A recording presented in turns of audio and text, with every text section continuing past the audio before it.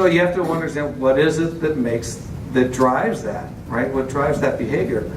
And a lot of it came down to this vacation idea, but there was a media icon that was named unprompted by many, many people. Does anybody have any idea who that would have been? Steve McQueen. So even women said they wanted to be Steve McQueen.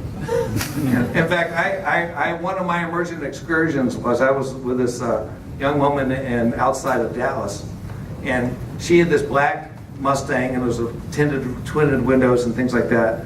And she would like to pull up behind cars. She said, "Remember that movie, made a Bullitt, right?" And the car would come over the hill and look really sinister through the rearview mirror. That's what I want to do to that guy. and it was strange, but it's sort of getting into their head, right?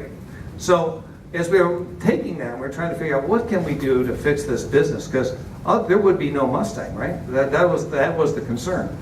So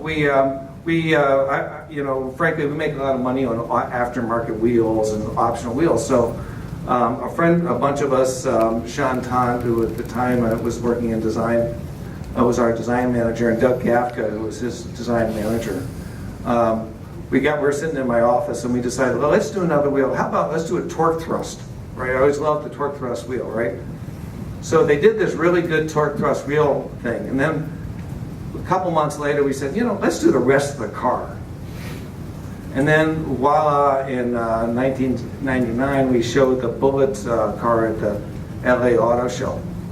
And but we didn't want it just to be paint and tape, because when you think of the Bullitt movie, it wasn't really paint and tape, right? I mean, he was no nonsense. This was a functional car meant to be driven hard and chase down challengers and lose a bunch of hubcaps.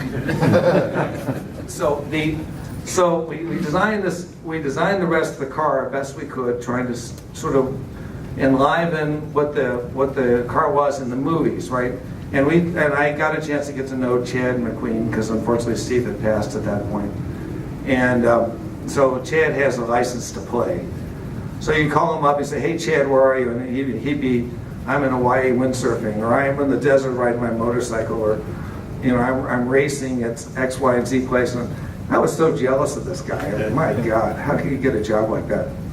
But anyway, so we came up with this the Bullitt, and we actually showed it. So I actually hired a guy named Scott Hogue, who many of you may know now runs MRT. And I took Scott because he understood what the enthusiast market wanted, and that we didn't want just a one-dimensional car. So we wanted to go through the entire parts bin.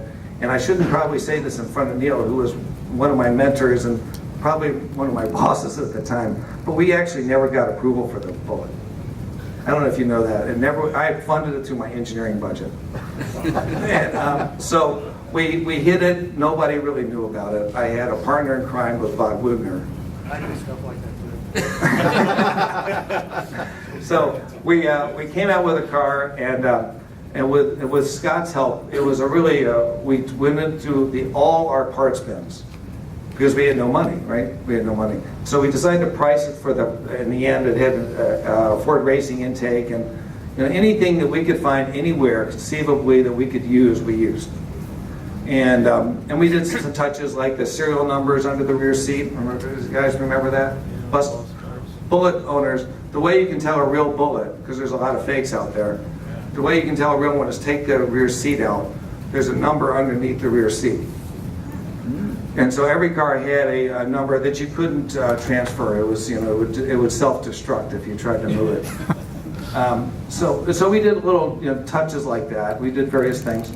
And the car, we priced it at the same as the original purchase price of the '64 Mustang, because we couldn't figure out what to charge for it. So we just said, let's use that number. It worked then, maybe it worked now. We sold it out. Sold the car out. And then we said, well, that was actually pretty smooth. And a bunch of groups now decided that maybe we weren't so stupid, although there were a lot of people who still weren't very convinced, I have to say. But then we decided we were going to do a Mach 1.